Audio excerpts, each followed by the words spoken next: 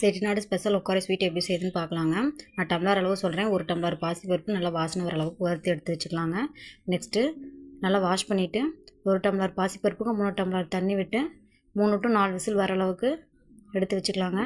Next வெல்லத்தை நல்லா பொடி பண்ணி ஒரு டம்ளர் பாசிப்பருப்புக்கு 3 டம்ளர் வெல்லம் அளந்து எடுத்துக்கலாங்க.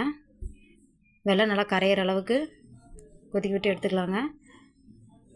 நெக்ஸ்ட்டு ஒரு வானலில் கொஞ்சமாக நெய் விட்டு முந்திரி பருப்பை வறுத்து எடுத்து வச்சுக்கலாங்க. நெக்ஸ்ட்டு ஒரு டம்ளர் பாசிப்பருப்புக்கு ஒரு டம்ளர் ரவை கொட்டி நல்லா வறுத்து எடுத்துக்கலாங்க. நெக்ஸ்ட்டு ஒரு டம்ளர் துருவன தேங்காய் கொட்டி நல்லா வறுத்துக்கலாங்க. நெக்ஸ்ட்டு வேக வச்ச பாசிப்பருப்பு இதில் கொட்டி நல்லா மிக்ஸ் பண்ணிக்கலாங்க.